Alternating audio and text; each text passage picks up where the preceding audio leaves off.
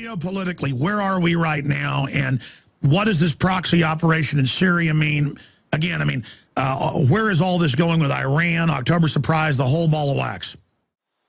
Recapping on Syria, Syria is the main objective right now towards the overall objective of taking down Iran. And the reason Syria must be taken down first is because it has most of the retaliatory missile capacity that Israel fears. And that's why there's this conjured up war against Syria. Now, Syria used to play ball with the West, used to do a lot of the extraordinary renditions from the West. It used to do some torture that did to that Canadian citizen. So Syria is not a nice player. But just like Gaddafi has been betrayed by, after he was playing ball with the West, so is Assad, in order to take down this retaliatory capacity. That's why Turkey suddenly turned against Syria recently. And, you know, the revelations of Sibel Edmonds talking about all of the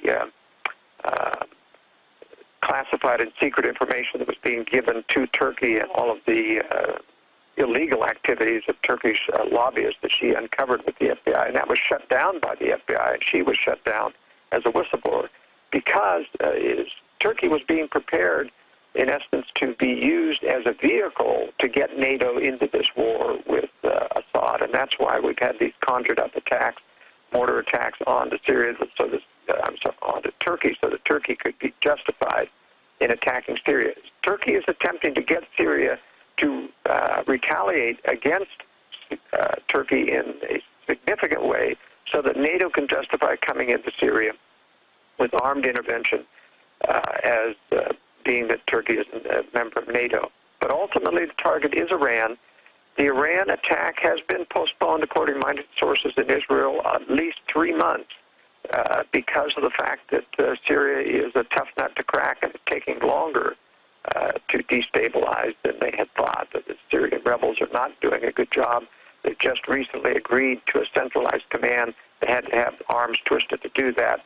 Same problem in Libya, where you brought in a lot of terrorists that the West controls, and they more or less control them. They control them at the very top. They don't control a lot of the actual terrorist personnel, and so there's a lot of infighting that has occurred. We've seen that in Libya, where things got out of control.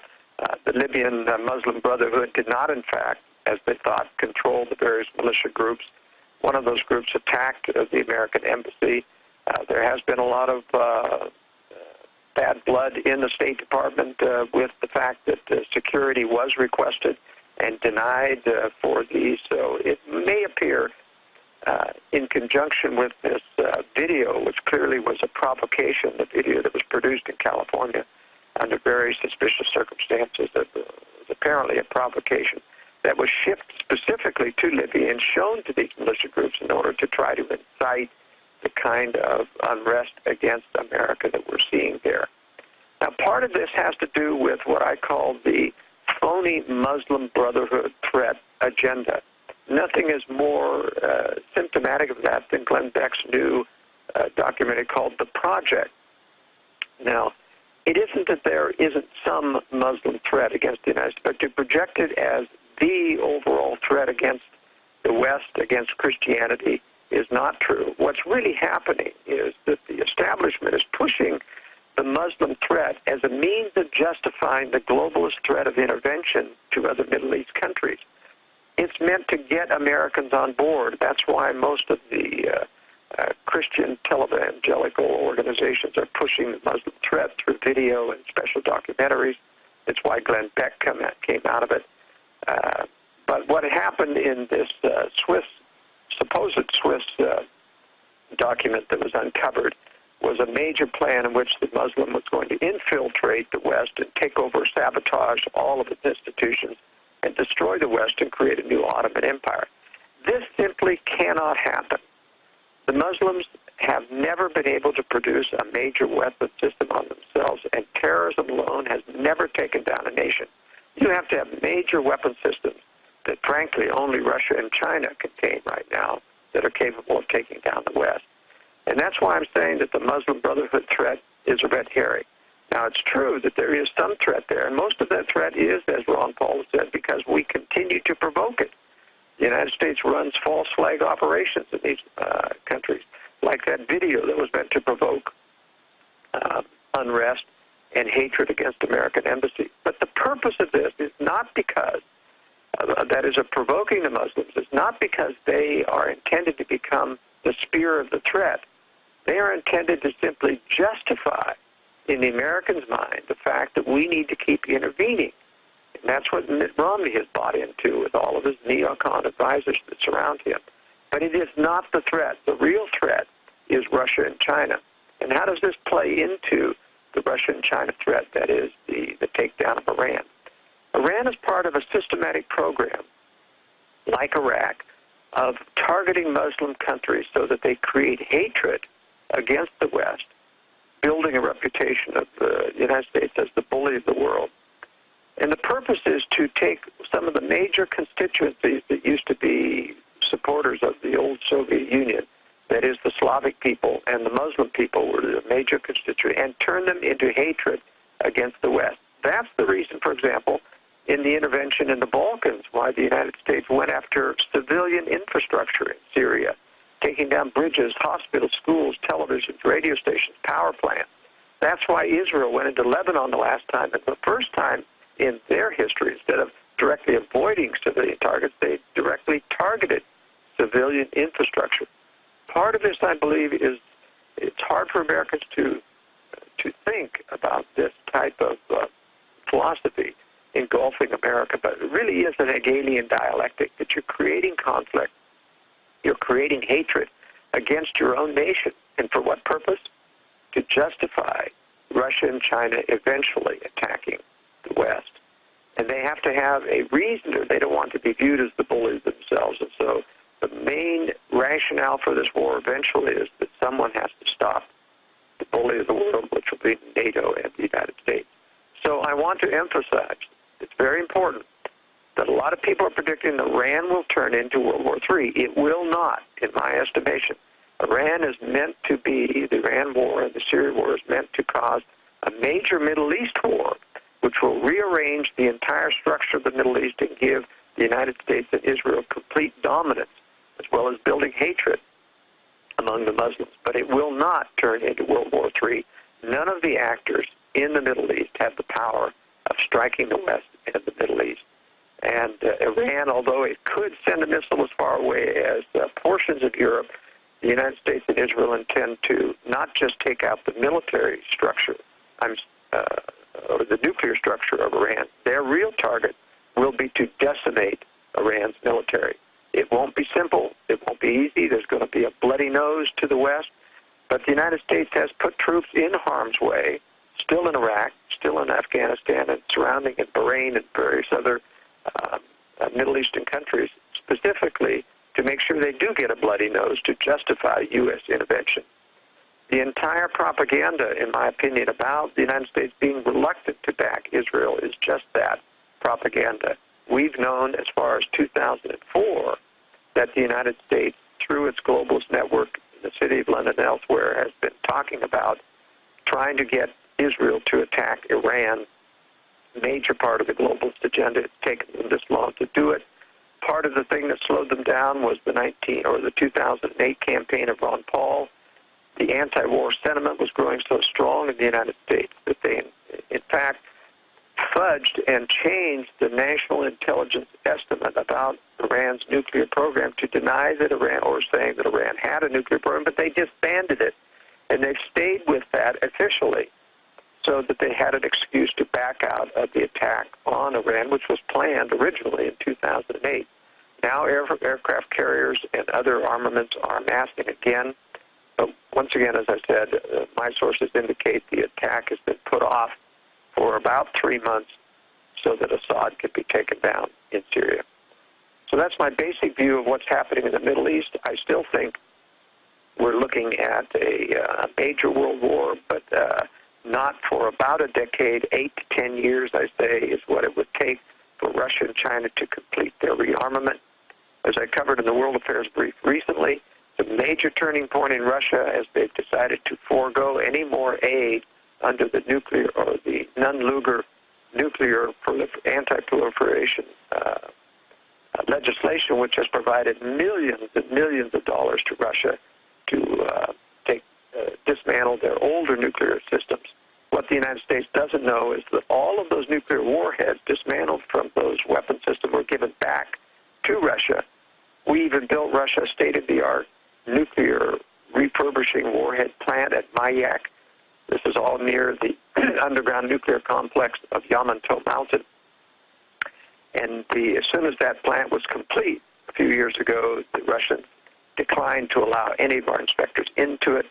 We still don't know what's in Yamato Mountain, an underground bunker and factory system as big as the Washington, D.C. metro area underground.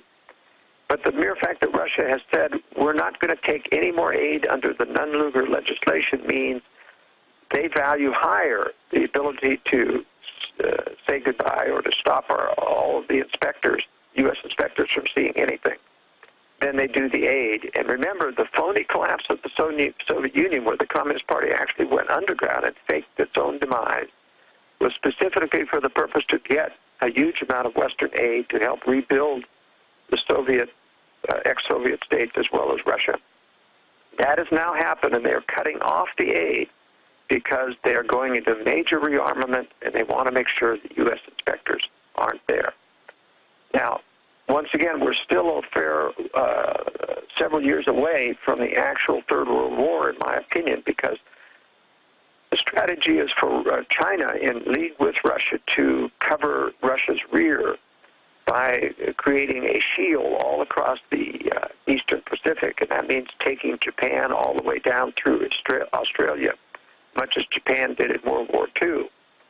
And that's why I don't recommend, for example, Australia and New Zealand as retreat sites. Australia sold most of their mineral rights to China. China will occupy Australia and New Zealand, the Philippines, and much of the wealth of the Indonesian shipping channels. And in order to do that, China has to have a full operational blue water navy. And a lot of people say, well, why is China building aircraft carriers when she's designed all of these weapons to destroy the U.S. aircraft carrier fleet? It's specifically because they tend to use nuclear weapons to decimate our fleet in the Pacific when war comes, and then bring out their aircraft carriers when, in fact, the nuclear weapons have been spent. I also believe there's a long-term strategic analysis that the trigger event of World War III will be North Korea. North Korea has a significant nuclear weapons program. They've tested a couple of nuclear weapons. They have the missiles to develop it, even though they've had several recent failures. But it's interesting to note the contrast between the U.S. treatment of North Korea and the U.S. treatment of Iran. The U.S. and NATO continue to decry North Korea's weapon system, and yet they have guaranteed that there'll be no military intervention, no attempts at regime change, and every time they make threats against North Korea about the nuclear program, they back down. They continue to give food aid and other aid. The sanctions are really paper tigers, whereas Iran, who we don't even know has a nuclear program, I happen to think that they are planning a nuclear program and trying to get one. I would too. I thought the globals were out to get me. But nevertheless, the contrast between how you're going to attack Iran, even though it doesn't have a full-blown nuclear program yet, and you give North Korea a free ride, means that the globalists in the West are aware that North Korea is being preserved as China's trigger. And why does it make a good trigger? Because North Korean forces are so overwhelming in the North Korean peninsula that the only way to stop a massive wave of North Korean attack into the south is to use tactical nuclear weapons. The United States is keeping some 13,000 to 30,000 troops in South Korea, specifically to be held hostage for this event. And I think the U.S. knows that North Korea is a puppet of China and will begin the trigger of that war. But you see, if the U.S. responds with tactical nuclear weapons to stop the North Korean attack, that gives the opening for both Russia and China to do their long-awaited nuclear preemptive strike on the West. I believe it will be attack on military targets only in the United States, sparing most of the cities, and possibly take out the nuclear targets in the UK. I think initially they will not strike Europe because they want to blackmail Europe into submission. The globalists will come out of their bunkers and say, Russians and Chinese deceived us. We now need to join, since our military has been destroyed, in a militarized New World Order to prosecute this grand patriotic war. And many Americans will be deceived at our leaders' claims that they were deceived at this or that they didn't know it was coming. Like 9/11, the United States knows fully what they're coming. They are, in fact, covering for the military preparations of Russia and China and making sure that the United States is vulnerable to this nuclear attack so that there will be the maximum incentive to get Americans to finally give up national sovereignty. Unbelievable. Joel Skousen, researcher, editor of World Affairs Brief, is our guest. Joel, I've got to stop you because every time you're on, and of course the film we've made that's coming out in a few weeks that we are putting up for pre-order today at InfoWarsStore.com, you go over all this with all the facts, all the documents, then we put video clips over it, all the maps. And when you look at the whole globalist New World Order Anglo-American agenda, and for new listeners, that doesn't mean white people. It's just the United States, England is called the Anglo-American system by the globalists themselves. When you look at it, your breakdown is what makes sense. Everything they're doing is about not making us self-sufficient individually. Everything they're doing is about hurting people, especially the minorities in the compact cities. Everything they're doing is about demonizing us. I would notice a decade ago, News Corps would be pro-war, pro-tyranny domestically, but then badmouth America and their publications overseas, run by Rupert Murdoch.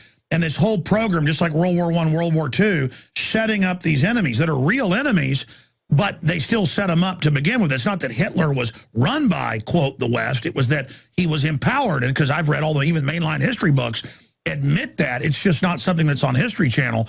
They admit they put Mao Zedong into power in '49. I remember the John Birchers were talking about that and stuff I read from the 60s and 70s. That was declassified, what, about a decade ago, and is now on History Channel. They had the old CIA section chief, who was very elderly at the time, bragging that they'd actually, put him in power because he was, quote, a stabilizing force. David Rockefeller wrote an editorial when Mao died. The New York Times actually saying that, but not pointing out that they'd put him in. So it's so diabolical that the eugenicists that run this, they'll get to wipe out all the urban dwellers, and I don't just mean black people. They'll get to, wipe out all the yuppies, all the people they disdain, all the trendies. And then you'll have just some of the people in the countryside that they know will then fully mobilize behind this takeover. As you said, the secret weapons will be rolled out. I've talked to Bob Bowman and others that worked in Star Wars. There's no doubt that they're 20, 30 years ahead of what we even know. The public space program is an admitted front. They even admit 90% of the missions were secret. And so that's where this is all going. X-ray lasers, Shabo meteor guns, decapitation weapons that could kill all the world leaders in a matter of hours, that can even blow up bunkers, a mile and a half under a mountain. All of this, super penetrators. I myself have reverse engineered this information, and just everything you're saying is the only thing that makes sense.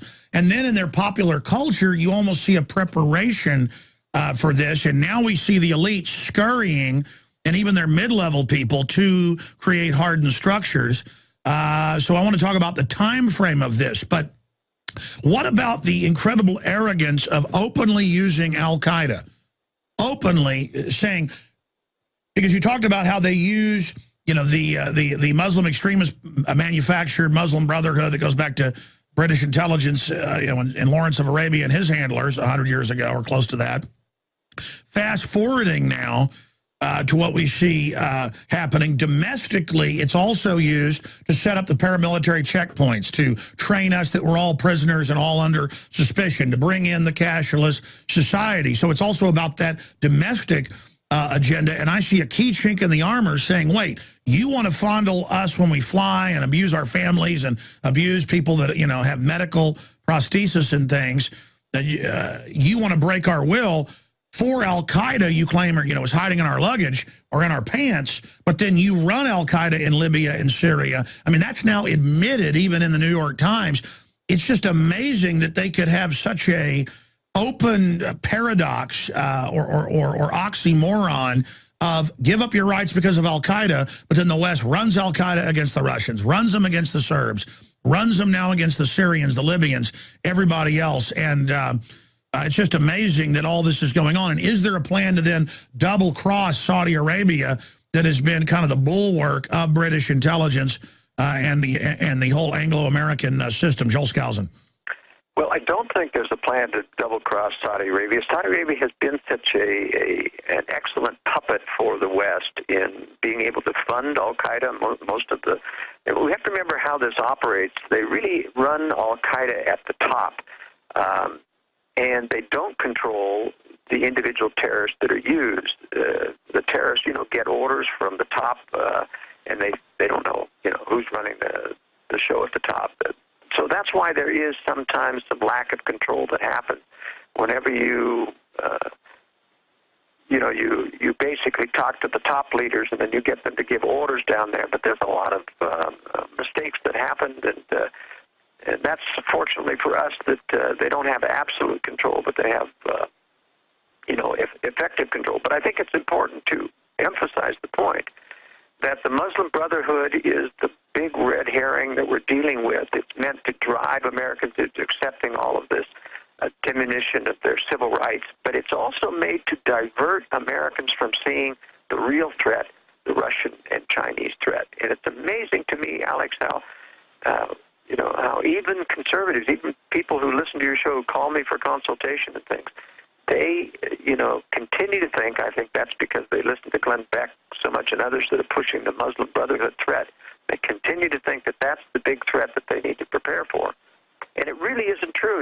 Unlike the Germans who could infiltrate, speak English like Americans and infiltrate America and Britain, the Muslims can't do that.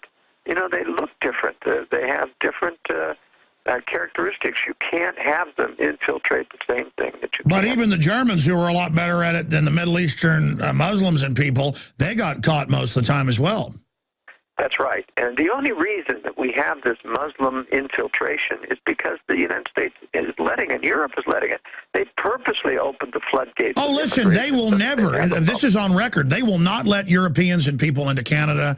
They will not let Europeans hardly into America. But I've been there at Canada while they're screaming at me when I'm going in there as a journalist or even as a tourist and just watching foreigners from the East just walk right up, boom, where they're from. They just, and the Canadian border people literally bow down. I mean, they're just straight through.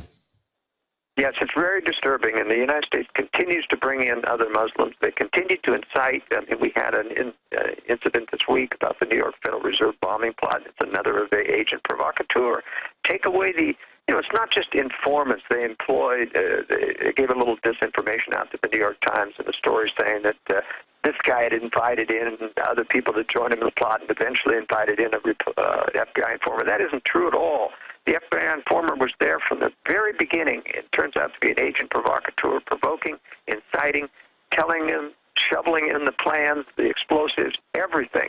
You take away the FBI in these arrests, and there is no case. Well, that's even admitted in mainstream media, that there's hundreds of cases of them finding mental midgets, provocateurs, idiots, drug addicts, all of this. Let me expand on this, though. We've even seen our military, even some high-level generals who continue to not hit Iran when they're basically pushed into it, who continue to say, hey, Russia, China, hey, we need to, stop obsessing in the Middle East, Central Asia. We need to get out. And we are actually seeing a lot of leaks of people within the system who are basically agreeing with what you're saying, Joel Skousen. It's just tribally so much fun at a primitive level to get upset about the Muslims all day. But I don't know how mainline conservatives and people don't get it and don't understand that the globalists run the Muslim extremists on record, and they just don't get it. I tell them, look at the Homeland Security training manuals that keep coming out. Returning veterans, gun owners, libertarians, constitutionalists, real Christians, people they know that aren't going to go along with this total takeover. We are the ones being listed as terrorists. We are the thing. I mean, it's a total cover story, the Muslims. And you're right. We've got to break this. I mean, is there any way to break this and stop them from 6, 7, 8, 9 years from now. That'll come quick. And I agree more and more with your timeline, because you can really see the battle lines being drawn and the real military preparations against China and Russia. I mean, is there any way to stop them nuking us and doing this and wiping out all the useful idiots in the major cities? Well, I get this all the time from people. Why don't we see, or why don't I see just a neutron bomb or a EMP strike, which would simply wipe out our infrastructure here, and why do they have to nuke us? Can't we stop this nuke? And I say no. The reason is, for example, an EMP strike takes out the civilian infrastructure through shutting down the electricity, but it still can be put up within about anywhere from 6 weeks to about 6 months, depending on the damage.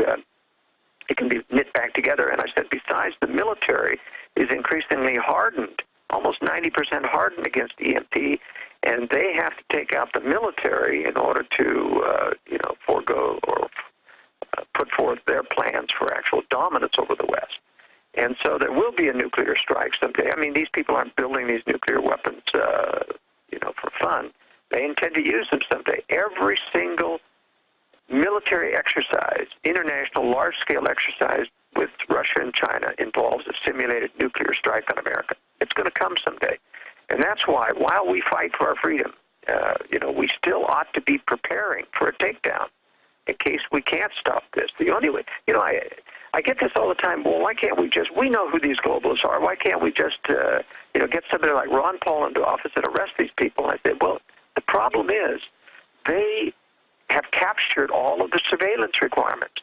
It's one thing to know that David Rockefeller believes in globalism and expect that he's behind this, or George Soros, or many of these other people, but you can't actually prosecute them and take them down for illegal acts, for treason against the United States, unless you wiretap their phones and record that. And who controls all that? The dark side of government. And that's why it'd be almost impossible, even for someone like Ron Paul, who was in office, because they simply wouldn't tell him the truth. Those people... Well, sure, they're masters at creating these big committees, and then they come in and agree on something and label an illegal war, secret arrest, torture as something else, and then they all have plausible deniability. You can see how it's done. One area is they've gotten so arrogant, though. I've heard them on Bloomberg Financial on XM brag that they've conquered America, they've conquered Europe, nobody's going to stop them. They bragged and said Goldman Sachs has conquered Europe. They've said John Corzine can steal, over $1 million and lie to Congress. So they've gotten so arrogant that they're really committing crimes openly now. And when Media Matters 2 years ago, it got leaked, their own memo, and Politico thought it was just great. Oh, hey, they're infiltrating alternative media and, quote, sabotaging it. Well, those are criminal acts. And so, forcibly inoculating kids nationwide in different schools. All the things they're doing. I mean, it would take like a real committee on un-American activities to haul these people in and just publicly expose them, and then just have state grand juries, once we had the political will, to expose them. And that's why the John Warner Defense Authorization Act and everything is set up around stopping states and legislatures and governors. They know one of the only hopes is states getting back, grand juries then indicting people, state police arresting them when they're there. The feds are standing by to swoop in at that point. Remember last year in Texas, the legislature in the House unanimously voted to say no more groping, TSA, we're going to enforce the law. And Homeland Security and the Pentagon announced F-16s are on standby for blockading Texas. And they were ready. Let's go Civil War. And it was just hanging out there as, you're not going to do jack squat. I talked to high-level military people and later confirmed it with low-level. When Rick Perry on the campaign trail jokingly said Texas ought to secede, they got federalized National Guard in surrounding states fired up, and National Guard in the state fired up, literally warming the tanks up to go seize the state capitol and arrest Rick Perry, even though it was a joke. And he got a phone call and came out and said, I was just joking. And they're like, you bet you were just joking, boy. Well, I think you talk about trying to control the alternate media. I really have to worry about some of the things that I've heard claimed, from insiders. Much as I respect some of the things that, they come out with, Doug Hagman, I think, has got a problem with this TSA source. a couple of issues. I know that they've been talking about this October surprise. They've been talking about the potential of military people are going to come in and save us and do a coup on Obama. I have an alternative point of view here. I really, I've been in government. I've been in the military. I know that there are never allowed to be any officers other than yes men ever rise to high military position in the United States military. They call them out. I mean, they got my number by the time I was captain. They knew that this guy isn't going to go any higher. He's not, a globalist. He's not a New World Order people.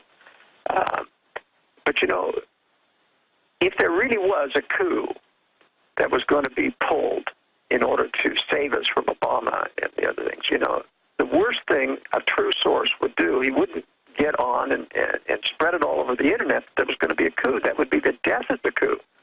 It just can't happen that way.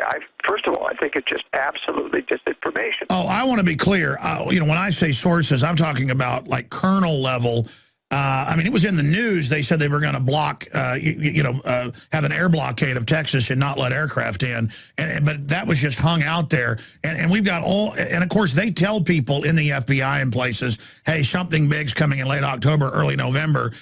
Even if there's a 10% chance of something. So, no, I don't want a military coup, and I don't think one would happen. And I agree. If sources were really talking about that, they would quietly die in a canoe accident the next day. That's right. One of the things that people have to realize, Steve Quayle has his sources, so does Doug Hagman, and continually feed him. Lindsey Williams claims that he has his sources. Now, I happen to think on Lindsey that his original, Richfield oil guy was legit. He got some really good information. I happen to feel like he's being led along a little bit by these follow-on sources. But let me give my reasoning here. The government surveils every telephone conversation. They don't know exactly what we're talking about right now. They especially make sure that every news media, every right-wing talk show host, their telephones are always tapped. There is no way that anyone's going to be able to talk to any of our people on our side of the political spectrum and leak information about government plans, whether it's an October surprise, without getting shut down. If they are permitted month after month, year after year to talk to these people, it's because they're permitted. And that's what we've got to be careful of, is that these, I'm very, very careful when someone calls me up on the phone and says I claim to be an insider source or I'm working inside. Because sure, I mean, sometimes I get calls from high-level Council on Foreign Relations people, off record. I mean, these are real people. I'm not getting anonymous stuff. I mean, I get some pretty crazy confirmed, people, but you can usually tell. And sometimes they'll just outright threaten you, like they're acting like you're your friend. They're like, I think your family's going to be all right as long as you don't go too far. I mean, at the level I'm at, I really do get these calls. Well, my point is this. I think that there's a concerted effort to discredit our movement, Alex. By the hype of 2012, how many times, has Gerald Celente and Lindsey Williams said the dollar's going to collapse in 2012, the euro's going to collapse in 2012, we're going to have imminent financial collapse, the dollar's going to lose its reserve currency status. I'm here to say that they really haven't thought that out very well. Who's ever feeding that line to them is trying to get egg on the face of our entire movement, so that we're the laughing stock. It's Y2K all over again. In the sense, now that was a legitimate threat. We owe a great deal of gratitude to Gary North in getting the government moving. So they did fix most of the problems, and what they didn't fix, they covered up when Y2K came around. But there's so many people. And I consulted in this with people saying, I said, don't cut your finance, don't go off into the boonies without any financial things, because, this thing is going to get fixed. Oh, listen, this is what happened with me with the Y2K. I thought, sure, there's computer system problems, but it's hyped. And until a month or two before, was saying it was hype. And my listeners got so mad, they said, no, you're wrong.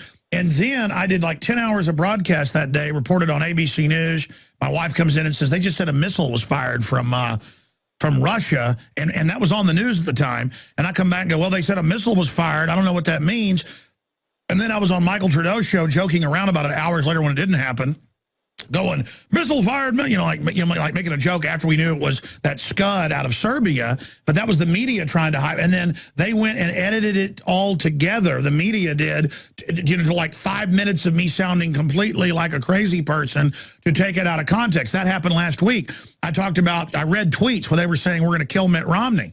And people went and edited all that together, me talking, and said, Alex is saying this. I mean, these are incredibly dirty tricks. Look, I don't blame people like, Lindsey Williams or whatever, or Gerald Celente for thinking things are collapsing. We're in a slow, continued collapse. And, it's in the New York Times and Joseph Stiglitz saying Europe's in a depression. But I get what you're saying. With the currencies, they seesaw them. There's a currency war where everybody's debasing it. And so the dollar will fall faster for a while, then others will fall faster. That'll make the dollar look like it's going up. But generally, they want a slow collapse into austerity. They don't want a big one. So you're saying you think, and believe me, I hope that's the case, buying more time. But, Europe's already in a pretty big pickle, and we're already seeing a lot of stuff here. You're saying you don't think by next April, like Max Kaiser says, that it's going to really be bad? Yeah, absolutely. It's not that it's not bad. It is bad. I'm saying that they have the power to cover it up longer and extend it out. Let me just give my reasoning here because it's very, very important. Let's talk about the threat of hyperinflation, for example. And by the way, let me just say, like Y2K, the number one reason that everybody gives me when they call about relocation or secure home consultation is I'm afraid of imminent collapse, and I got to get out within the next month. And I keep telling people, you have more time to do this stuff properly. Because if you try to do things like the end of the world is coming in a month, you're going to get caught like Y2K out there in the boonies with no income stream. And everyone's going to laugh at you. Listen, I have been saying 2012 is a hoax for 5 years. Will you watch? When the world doesn't end December 21st, I'm going to get blamed, and they're going to say Alex Jones said the world was going to end. You watch. Yeah. And it isn't you. It's your guests sometimes that say that type of thing. And I know you're very reluctant to counter a guest that's here, but I just wanted to give this contrasting opinion of why there won't be either the loss of the dollar reserve sure, go ahead. Recently or hyperinflation. The people, even Peter Schiff, said there's going to be hyperinflation. But, you don't think things out very well unless you understand what does it really take to get hyperinflation. First of all, you've got to have a fairly modest monetary base that you can double and triple in size fairly rapidly. That isn't true with the dollar. We have a monetary base of $200 to $300 trillion. The Fed could print $20 to $30 trillion a month, or a year, and it wouldn't be more than 2 to 3 months of the percent of the money supply. That's why I say they have much more room to inflate. And the only reason they're being judicious at all is because they know that if you start getting over 10%, people start really noticing, and that's why real inflation is right now between 7 and 9%, and not the 1.6 to 3% that the government is saying. And we also have to look at the second thing in hyperinflation. You've got to have an automatic mechanism where the government can keep injecting money into people's pockets so that they can keep pace with inflation. That's the only way you get your Weimar Germany type inflation. The government took over the payment of wages for people, and they kept increasing people's wages to keep pace with the increasing printing of money. That's the only reason you get to carting wheelbarrows full of dollars or marks around. But you see, we don't have that structure.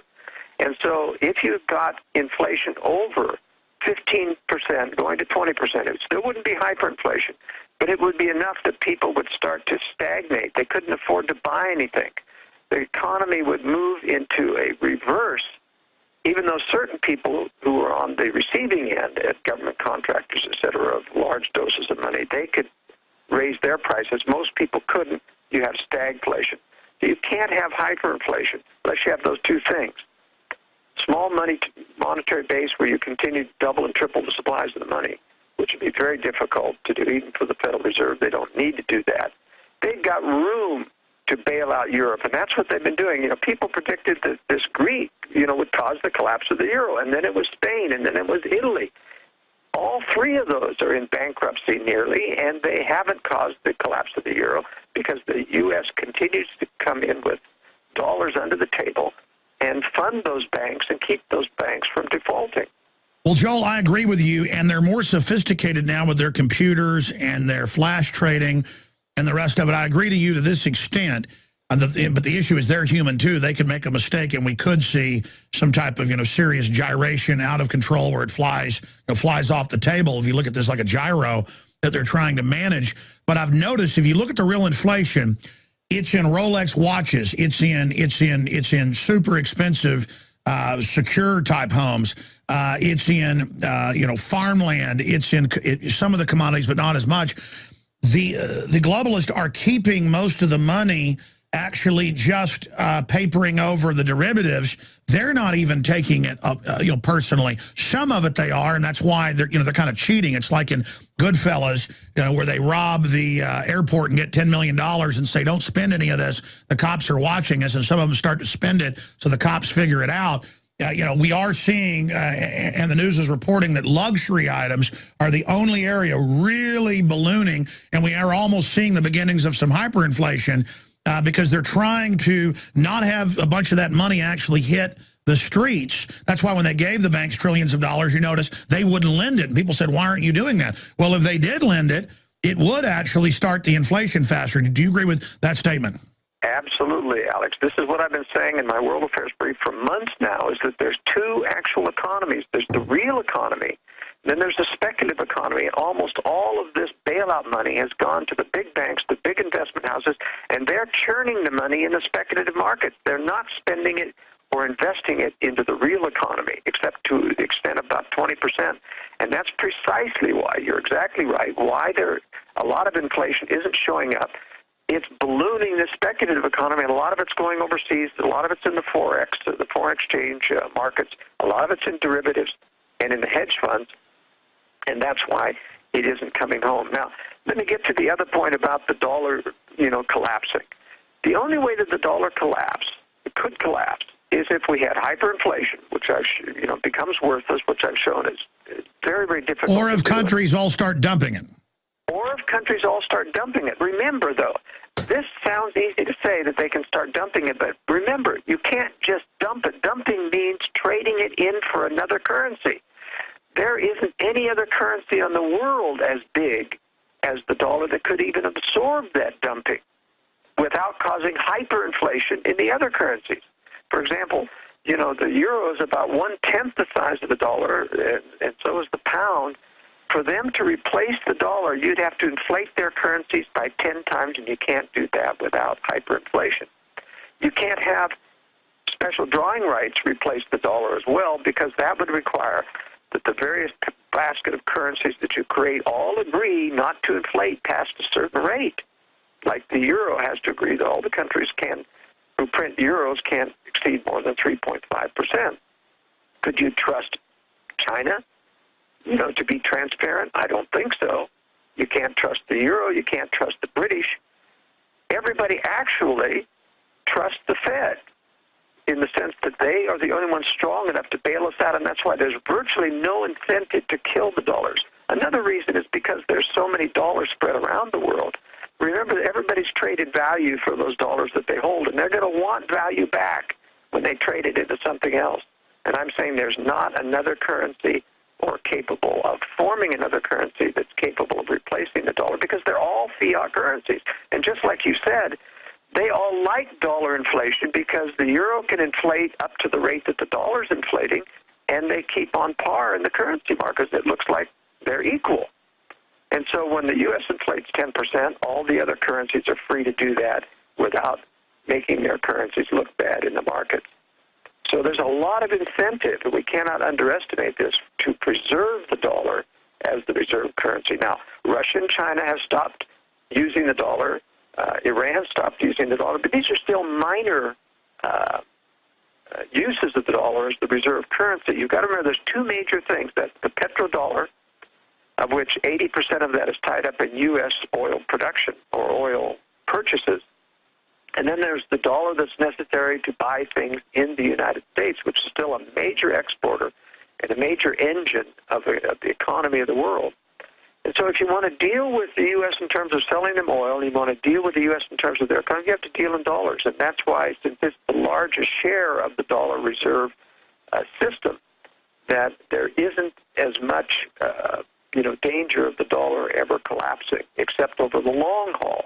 And that's why I'm saying I think you're on the right track by saying they're going to continue to keep this thing going for a few years. And the reason, Alex, is I think they want the cover of the World War to finally justify the collapse. They don't want to get the blame, and they would get the blame if it happened right now. Well, I just want to be clear, though, about all of our guests. It's okay, because it's important if someone disagrees with what they've heard guests saying, then it's important to have in a debate of ideas that happening, and I think it's good that you do it respectfully. I hope others do it respectfully. At the same time, I think these men genuinely believe what they're saying, and I think from the perspective of somebody like Gerald Celente, who I really like and is just a wonderful guy, and a frequent guest here and a friend of mine, his view is we're in a collapse when we're deindustrialized and things are rotting and falling apart, and he sees it getting worse. And the media just spins it and says, there's nothing wrong. Everything's sunshine. We haven't been in a recession for 4 years. Here's some new fake job numbers.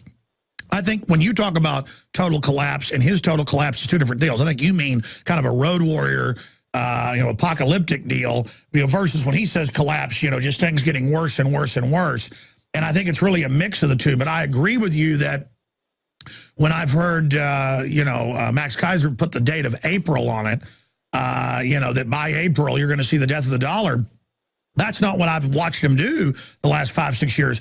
They drive the dollar down, and then they drive the other stuff down, and it just kind of seesaws back and forth. But overall, all the currencies are sinking, and it's done in a way where people don't notice, and then the inflation that is there shows up in the commodities, in the stock markets, like you were saying. And so yuppies go, oh, look, the stock market's been flat in 10 years, but at least it's flat. No, it's not, because it takes more of those dollars and other currencies to buy those stocks. The truth is, there is inflation inherent out there. It's just more of a rotting, slower inflation. That's correct. But I think we have to be very, very careful about the use of the word collapse, because I think when you say, the euro's going to collapse, they're printing more Deutschmarks, which, by the way, was disinformation, spread from some pretty high levels, Alex, about Germany reprinting the Deutschmark. Just wasn't true. They're very much committed to keeping the euro alive. These are globalists. They're not going to let the EU collapse. No, they're going to bankrupt the whole world and use NATO and Europe as the core of the world government. They've said that. Exactly. NATO is going to be the forerunner of the militarized New World Order that I'm predicting that they'll form. It'll be probably called the League of Democracy, that's already been floated by John McCain and others. It'll exclude, finally, the communist countries, which they should have excluded at the beginning of the UN if they didn't intend to create conflict as they do. But the NATO is prototyped as the militarized version of the New World Order. And it's very, very dangerous to be allowing these foreign wars at NATO to be charging in. And increasingly, the U.S. is using NATO because, the U.S. doesn't get as U.S. People don't get as upset. But I think it's very important to realize that they're going to continue to draw out these slowdown in the economy, the currency, and other things. They have a great deal to prop things up, a lot more than the power that people think. People like Peter Schiff, as much as I respect him, he needs to understand more what these globalists are all about, what this dark side of government is all about. I know. I mean, I like Peter, but I've had him on, and he still kind of acts like there's no New World Order or global government, when literally the last 3 years, they went from saying there is no plan for world government to we're mega banks, we're authoritarian, we're going to set up a world government. But everybody's so used to them always denying it that you're not supposed to say it. I mean, I could show you Time Magazine, Newsweek, Financial Times of London, Economist Magazine, Davos meetings, Herman von Rompuy, Barroso, Gordon Brown. I can go through hundreds of clips right now. We've done this. In fact, I want to do some new videos with all the saying, oh, yes, the collapse will bring in the world government. Europe will be the core. NATO will be the core of the new army. We're going to, by 2020, ban all single home dwelling new construction. I mean, this is when they're talking to themselves. They are talking to 2020, 2022, 2025 as when they're going to have the new dark age that they're going to impose. And again, briefly here, go over the 3 different power blocks you see here, 4 different power blocks, and where that's going. And then I want to shift gears. And, of course, they could always double-cross and just nuke us tomorrow. I mean, I don't think any of us know what they might do because they've got different programs and plans running. But I agree with you. The real plan I see is close as 7 to 8 years out from nuking us. On the outside, 15. Correct me if you think I'm wrong. Joel Scalzi in the World Affairs Brief is with us, and then we're going to take a pause here for the 2012 money bomb. Even if you're watching this later at prisonplanet.tv, even if you're watching this later on YouTube, we're trying to get satellite uplinks up to get this message out to the world, not just here in the U.S., where we've really, from grassroots level, from underdog level, really challenged the globalist. And just pray for us, folks, because believe me, they're not happy about what we're doing, but they don't want to kill me and make me a martyr because then they know that puts a highlighting on what I've said and done. They'd rather just assassinate my character. So please pray for us. I mean, pray for our provision, our protection. And I don't just say that to, pray for us like we have a connection. I need those prayers. I need that intercession. I'm only here because of your prayers. My grandmother, almost 90 years old, across town, with breast cancer, is over there praying for me right now. I know she is. I can feel it. And I'm telling you, folks, I need those prayers. Joel Scalzi needs those prayers, and my crew needs them, and those of us fighting evil need them. And I pray for you. Pray for us, but also donate at InfoWarsMoneyBomb.com. Buy books, buy videos, buy Pro-Pure water filters. Spread the word. Tell people, about what are we doing? We go to rebroadcast in about 3 hours when this officially ends, folks. We've extended a few hours. In fact, I should have asked the crew. I should have planned that out. I guess we just restart from somewhere until the Sunday show comes back at 4 p.m. tomorrow, the radio show. What is the plan on that? I should probably, I've been off and on for 48 hours now. It'll be 48 hours in about 23 minutes. But again, we'll probably start retransmitting it probably, or some of the larger blocks at the Money Bomb streams, or what are we going to put on the audio streams when this goes to rebroadcast? Have we thought about that? There's so much planning that goes into all this, and okay, well, I'm going to make a decision then, but I need to talk to the IT guys during the next break to decide what's the easiest thing to do, because we're going to probably, obviously, just keep restreaming, right, out to everybody that's watching. So up at YouTube, the Alex Jones channel, which they're trying to shut down right now, by the way, they're constantly behind the scenes with, it's got almost 250 million views, total about 500+ million views on all our YouTube channels in the last 3 years. That scares the system that I can make a film like The Obama Deception seen more than 40 million times in the different versions that are out there. 20 million here, 12 million there, 5 million here, 2 million there, 40+ million total views that we can see and know about. We had over 20 million on the Google video version until they locked us out of it and shut that down. I mean, look, they don't like the fact that I can get up here and get off the script, okay? And I don't have all the answers. I have guests on that I respect, so we can all have a larger debate here, so you can figure out what you think's going on and ask God to, give you discernment. But again, Joel, I don't want to put you on the spot, but do you think it's important for people to help us get satellite uplinks to free to air, which doesn't really bring money back to us, but it gets the word out to these satellites to be able to put a couple hours? Yeah, absolutely, Alex. It's extremely important to take advantage of these almost what we call loss leaders out there. There's a lot of free broadcast available if you're willing to pay the bills. And sometimes, you can't make money on truth. Truth is so controversial. Truth is so sharp that you've got to simply support it as a cause. And that's why I endorse what you're trying to do. It's going to be very important, Alex. Well, thank you. And people need to understand, I know there's a lot of poor folks and hardworking people, and they're saying, I'm going to get my paycheck today and pay, you give you $100. I'm like, do not do it. Unless, obviously, it means something to you, whatever. I understand that, but I don't want people going without. I want you to get ready and get prepared. If you don't have a lot of money, folks, spread the word to get people to find the truth, and then some will donate as well. But for all the people I know, and there's a lot of them, Liberty produced a lot of wealth. And you've got money out there, folks. I'm taking my profits this year and basically not even taking a paycheck to put it all into this, because I realize there's no future if we don't really face these people down. So for those of you out there that are well-to-do or upper middle class, you are insane, in my view, if you don't spread the word about this show and donate, because for whatever reason, and I don't brag, I'm a humble person. I come across as arrogant and kind of a maniac sometimes, really just because I come from wild. revolutionary stock all the way back to the start of this country. It's incredible. We've done our genealogies on both sides of the family. It's just rebels and fighters of tyranny. I feel humble knowing who my ancestors are, constantly, always at the heart of revolutions. On both sides of my family, not bragging, heart of the revolution, literally starting the Texas Revolution. Literally starting the 1776. I mean, if I went through it all, it sounds arrogant. I'm not going to tell you who all my ancestors are. Going direct lines in my families on the male and female side, constantly interwoven, even though these families didn't even know that. There's providence in all of this. And there are people out there that come from bloodlines of resistance against tyranny, and you need to be fighting evil as well. Joel, I'm kind of off there and left field in a way, but just that I just in my gut know I have a responsibility to fight evil, and then I know I'm a weak person. I feel bad that I'm not doing more, and then I look at other people who I know come from the old thing of uphold your family name, stand up, try to live up to your ancestors, quality. And as a child, I never understood that. As I get older, I realize more and more instinctively and at a spiritual level, that's what this is all about. Do you have any comments on that? Well, it's absolutely true. I mean, there's a real spiritual level. I have a family background. My uncle was W. Cleon Skousen, the great patriot and constitutional scholar, and, it influenced me. I can't deny the fact that I was greatly influenced by his book, The Naked Communist, where he outlined, how the State Department was allowing communists to come in and infiltrate the government and overthrow countries like China and give them to the communists.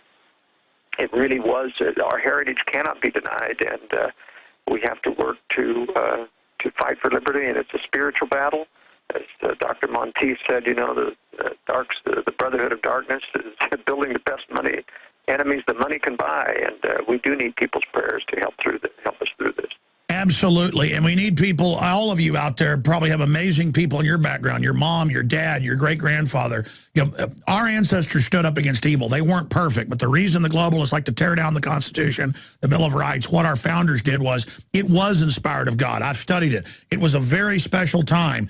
And God has a plan for this country. That's why the devil has come here and taken over America to use it as an engine of global domination, because the fight for the future of humanity is here in the United States. There is no doubt that it was foreordained from the foundations of the world that the United States had an incredibly important destiny. We're going to play a short clip here to reconnect with you, Joel, and then do about 20 minutes with you. I know you've got to go here soon, but I want to get into the election, any type of false flag stuff you could be worried about, in any other areas we haven't covered with Joel Skousen of worldaffairsbrief.com. If we don't get it up there today, because the cover and the write-up, it's coming in a little bit earlier than I thought. If you want to start pre-ordering Strategic Relocation, it's going to be up today, if not tomorrow, at InfoWarsStore.com. Invaluable. I'm really proud of this film/presentation with Joel Skousen that we did when he was here about 5 months ago. We've just been working on it tirelessly since then. We got about 20 minutes left with Joel Skousen. And we are going to get Strategic Relocation up in the shopping cart very, very soon. The new film, you can pre-order that. It'll be shipping out in about 3 weeks. We're going to put a date on that. This kind of snuck up on me because I'm like, as soon as it's manufactured from 2 different manufacturers and in trucks, and then we do a little pre-order for folks, as soon as we know it's coming, we can put it up. And I actually would have had it up for pre-sale about a week ago, but I've been so busy. So pre-sale starts now. As soon as it gets up there, InfoWarsStore.com. Get his book, Strategic Relocation, North American Guide to Safe Places. And we can show people a document cam shot of that. And also the Secure Home, 3rd edition, Joel M. Skousen. Excellent to have this. Everybody should have this. So all 3 of these items, InfoWarsStore.com. When you're there, also get the magazine's subscription at cost, or get them in bulk at cost to give them to friends and family in your area. Okay, Joel, I want to cover some other areas. What do you make of Mitt Romney? Because I know you didn't endorse him 4 years ago, and clearly the fact that, Candy Crowley and others are trying to skew the debate, where that's going, what you think is going to happen in the election, and what you think will happen if Mitt Romney actually got in versus if Obama gets in. Joel Skousen of World Affairs Brief. Alex, this is a really timely topic. I'm glad I've got the opportunity to comment on it. The big problem that I see in internet coverage of Mitt Romney is that too many of them are charging that this is another controlled candidate like Obama. He's a puppet of the New World Order and the establishment. They try to bring all kinds of superficial connections together to prove their point. Let me state clearly, first of all, before I start, that I am not in favor of Mitt Romney. I have not endorsed him. I will not endorse him. I heard Ron Paul here in Utah yesterday saying he's not going to endorse Mitt Romney. And there's a reason for that. Even though I do not believe he is a controlled insider. In fact, I can prove he's not an insider.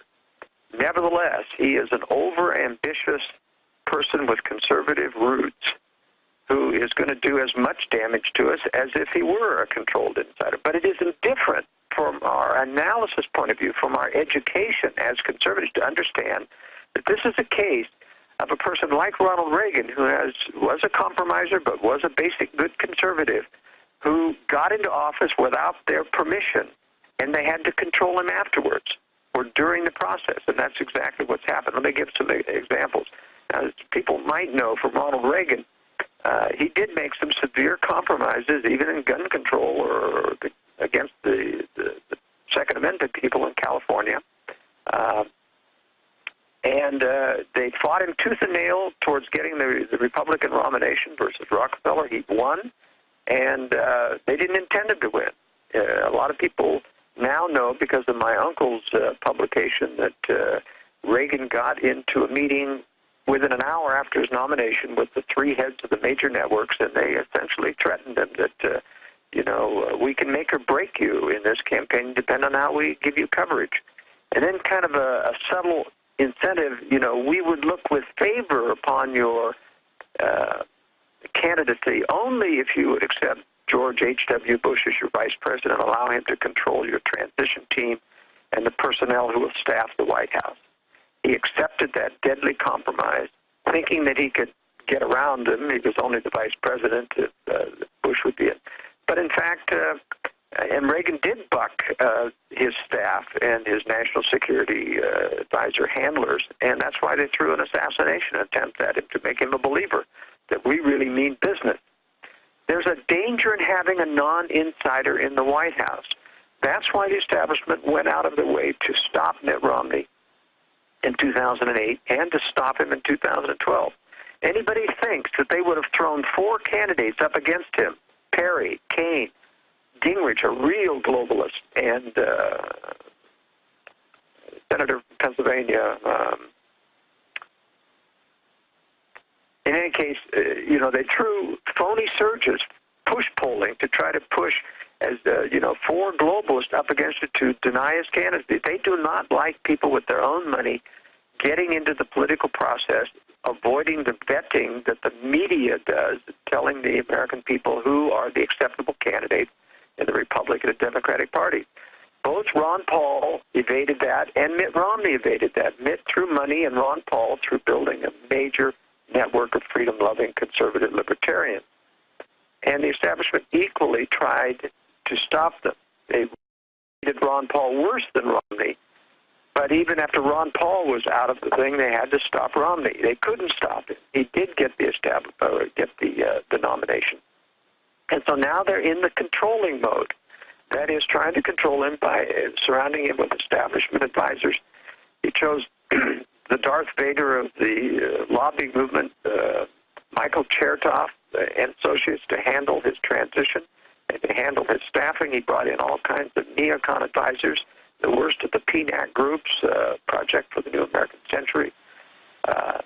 And that's why Mitt Romney has the worst foreign policy record or platform, even worse than Obama, in terms of projecting the globalist New World Order continued intervention in the Middle East. But it's important to recognize that there's a difference between a controlled person like Newt Gingrich and Mitt Romney. Mitt Romney is a conservative Mormon, and Mormons have a particular political problem, and that is that because of their persecution background, they often feel like they want the world to accept them as the mild-mannered, easygoing Christians that they are, and overcome this persecution process ever since the days of polygamy, which they gave up in the late 19th century. century, they've been trying to get back into the mainstream. And this is a problem, especially for Mormon constitutional conservatives, because the Mormon doctrine and religion has a great deal of doctrine and topics about the fact that the Constitution is inspired, and even better, in their Book of Mormon scripture, they have many statements from their early American prophets warning America about this conspiracy that they saw taking over the American government. So Mitt Romney should know about conspiracy, should be a believer in conspiracy. But basically, he's part of that clique of people who are praised because they make it in the world, and they feel like they're on a mission to save and bring their church out of obscurity, to bring their state out of obscurity and gain recognition of the world by kowtowing to the establishment, by impressing the establishment. That's what happened to ex-Governor Mike Leavitt, who got into one of the cabinet positions with Bush. It's what happened to Governor Huntsman, who actually did join the New World Order. You can't get to be an ambassador to China unless you are part of the system, because that's one of the most key ambassadorships in terms of managing, both the Chinese rise to power, which the globalists support, creating the best enemies that money can buy. And then, of course, you have Scowcroft, Brent Scowcroft, who's a Mormon, and Harry Reid. Now, these are a little different in the sense that these have never been active Mormons. They're really not believers. They only became active after the church showered them with affection because they were, or appreciation, and let them give speeches at Brigham Young University, praising them because they had made it to the top echelons in the world. But that, I see, is a major problem with the mainstream portion of the Mormon church of trying to pat Romney on the back for becoming governor, and not worrying about the compromises made to become governor of Massachusetts. What do you make of Billy Graham, coming out and now giving his blessing basically to Mitt Romney? I mean, I see that as the establishment now kind of going, okay, maybe we can't beat him, so we'll give our little seal of approval. Well, that's right, and that's why Henry Kissinger endorsed him. Henry Kissinger's born and bred in the establishment. In fact, he's probably second-level conspirator deep into it, and for him to endorse Romney has incited the right to think, he is, in fact, one of them. But he isn't an insider, and I'll tell you why. You're absolutely right. By the way, they're essentially trying to convince Romney that we're your friends, that you have won yourself our acceptance and you're into our inner circle and we can really help you. But Romney cannot be an insider, and that's because nobody gets on the inside without gross immorality of the heterosexual or homosexual variety. They prefer homosexual, like Obama. I wanted to raise that. What about all these scandals of top BBC children's presenters, Sandusky, all that? I mean, whenever I do research, I just run into the elite, not just into, adult-type stuff, but they're into, like, necrophilia, pedophilia. I mean, who are these people? Well, actually, that goes back to the fact that this is a satanic conspiracy, ultimately, and Satan deals and promotes people who have gross sexual anomalies and problems. And that's why Mitt Romney will never be allowed into the inner circle of the inside. I know Mormon CIA people who joined the agency early on who have told me, my brother was, in fact, the CIA, and when they get sent overseas, my brother was an analyst, a low-level economic analyst, and he touts that he was part of the CIA to brag his bio up a little bit, but in fact he was never into anything. But too many people say, if you remember the CIA once, you're always a controlled CIA member. It isn't true. There's a vetting process. Like my Mormon friends who, when I went in the military, they went in the CIA or the FBI, at some point they get put in front of a compromising situation to test whether or not they'll be immoral. Yeah, you talked about that. They'll send a hooker to the room. Exactly. That's what they did. They were overseas. They sent hookers to the room. Were paid by the CIA. Well, what is it about Texas? Because so many people, like when I've gone to family reunions and things, and places, but then I've done more research since then. So many of the people in my extended family, great uncles, people like that, others. I mean, you'll be at a family reunion. There's like 20 CIA retirees there. And I guess when they'll say, well, they recruit heavily out of Texas, which is just strange. I don't know if you've ever heard of that. But the point is, so many of them said, well, it's very immoral and I got out of it. So as you said, that they get out of it. I mean, I wasn't told this. My dad was, and I later asked him, and he said, yeah, but you don't want to know about that. I mean, I had a great uncle, he's still alive, who was an Army officer, and they recruited him when he was middle-aged and said, okay, well, now your final, stuff you're supposed to do is basically deal drugs and kill people in Chicago, and he said no and got out. So you're right, there's a vetting. It isn't once in, always in. I mean, almost all these people that my dad's talked to, because, they told him more, they all refused to be part of it and then got stuck in a desk job. So there's this continued thing going on, is my point. Well, that's right. And as my buddy said, I refused the prostitutes, and I never got promoted again after that. Now, what people have to understand, as part of my explanation, there's a dark side and a light side, a white side to the CIA, the DEA, the FBI, and they not only recruit heavily out of Texas, and that's not for the same reason they recruit heavily for Mormons. They recruit heavily for Mormons out of what Webster Tarpley mistakenly calls the Mormon Mafia, because they see a lot of Mormon agents in. And by the way, the Mormon Mafia that Tarpley refers to Howard Hughes hiring a lot of Mormon people for his security. And when Howard Hughes got a black reputation, they got a black reputation and were called the Mormon Mafia. But it was because they were predictable yes men, that Mormons who are taught to trust government, who are taught to trust the establishment, to become mainstreamers. That's, why do they recruit out of Texas then separately? Well, because Texas also has a good old boy reputation, and they are very good at getting Texans into the good old boy network, which is the dark side. Now, that doesn't mean... No, I was about to say, everybody, they tried to recruit them all into really serious stuff. That's right, because they think, Texas also has a big Masonic connections where they use that good old boy network to get around traffic tickets and other things. And so the CIA has capitalized on that. They even have a annual roundup called the Good Old Boys Network, where they bring in all the various dark side operators from CIA, FBI, Secret Service, and have a big carousing party and things. But it's important to remember that they recruit Mormons mostly into the white side of the FBI, and very few of them ever cross over because they are such predictable yes men to the establishment. And that's what Romney is. Romney's born and bred with that trust the government, make sure the government feels that you're friends. That's a point of view in Mormonism that's not shared by the constitutional conservative, which is about a third of Mormons. About a third, or, just dumbed down, and about a third are pro-mainstream. Very interesting perspective on all that, Joel Skousen, because obviously you're Mormon, so you can speak from within it.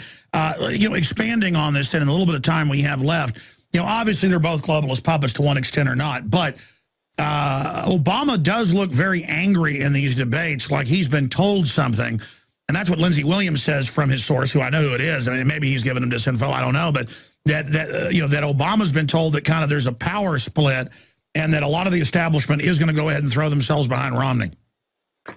Well, that isn't true. He's getting a lot of disinformation from his source, whether about the... Well, who do you think's going to win then? Well, the establishment clearly wants Obama to win.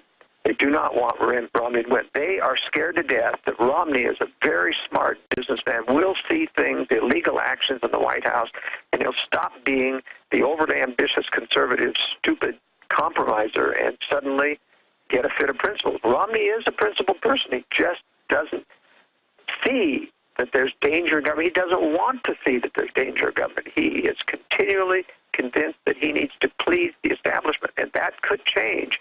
That's the only basic difference. In other words, well, I think the reason he went up in polls is people liked that first debate where he wasn't being a little friendly Eddie Haskell type and was being more serious on Obama. Yeah. People liked that more aggressive executive look. That's right. Now, Romney is not, in my opinion, going to help us. In fact, he's going to hurt us in the conservative movement because he will end up talking people into compromises as if they're good things. Well, that's what he said. He goes, well, I did want to restrict guns, but we compromised, and the hunters got something, and that was scary. Yeah, that is scary. Kerry. He is not a very strong proponent of the Second Amendment, especially for the right reason, that is to defend against tyranny. Does not believe in that.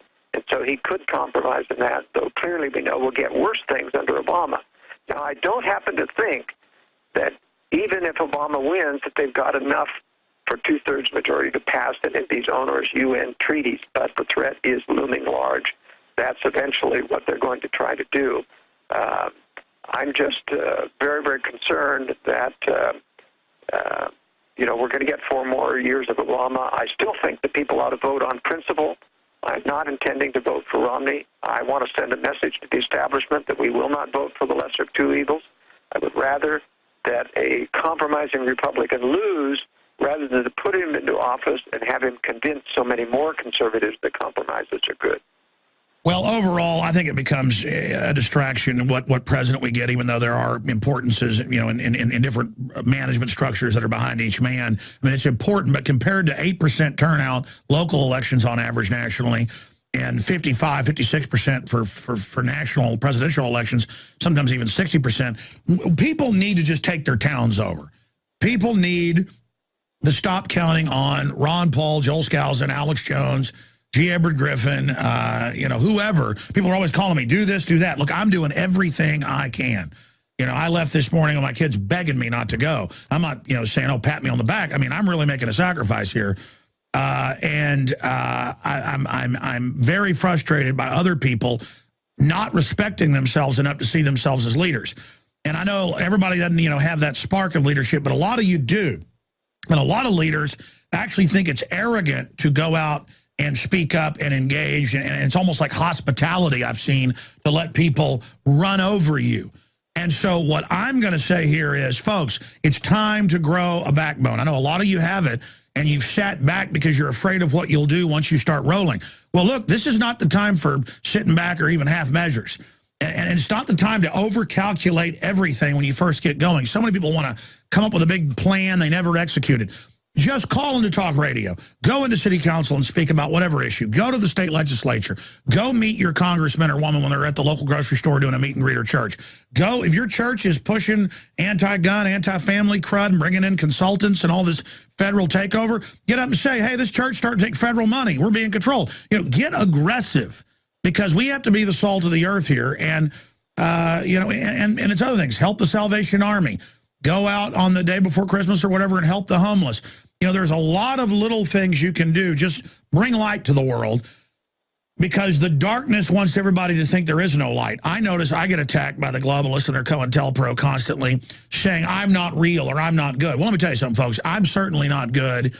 And I've tried to stop, and I've quit any tobacco products over the years so I can be healthier off and on. I've been chewing tobacco since I played baseball in high school.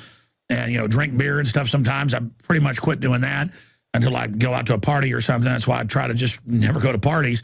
But don't let the system sit there and tell you you're bad. Oh, because you're a patriot, you shouldn't make money. Or oh, what are you doing getting up at city council giving us your views? They'll laugh at you to make you feel small. So many good people who are good in their hearts, we sit there and feel like we're bad because we have a conscience. And so we don't do anything because, well, we're bad. No. If you love good, you're good. You need to go out and fight evil. And the reason I get into this is it's something I see in so many really good people. They won't go out and get engaged because they're so humble. They think of it as bad to go out and even expose evil because they're not perfect. Well, then how could they go out and fight evil? And I'm kind of boiling this down here, Joel, of something I've noticed while so many good, well-spoken, powerful people never step into the power they have that God's given them because, they think it's uppity. I mean, how would you quantify what I'm saying, or do you disagree? No, it really is difficult for most people to get into a fighting stance because we live under illusions of prosperity, illusions of peace, and it's dissipating out from underneath our feet. People would rather somebody else do it, like you or I, get out there in the front rows and do it themselves. And to a certain extent, you've got to have the stomach for it. You've got to have a certain level of courage. You've got to have a wife or children that support you, knowing that you're at risk. You're at risk. I'm at risk. But somebody's got to take this risk. And I'm not for pushing everyone to do what we do. I'm for pushing those that have the power, that have the guts to do it, to get out there and be more active. Because ultimately, and my position has been, the most risky position you can take is to be a believer in conspiracy, both of theory and of facts. We won't always have all the facts because it's secret. But this is the only thing that's going to save us, and that's why I'm a great promoter of your site, Infowars.com. I go there every day to make sure I haven't missed something, because you guys are so good at picking up things.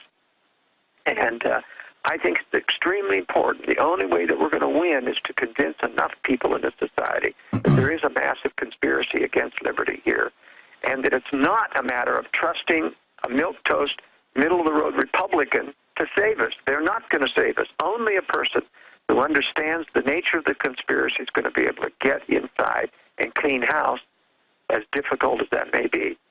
And, Ron Paul, for all of his faults about not seeing conspiracy because he didn't want to see, still had absolute integrity, and I knew that he wouldn't have stood for any fault or all, any illegal actions in government.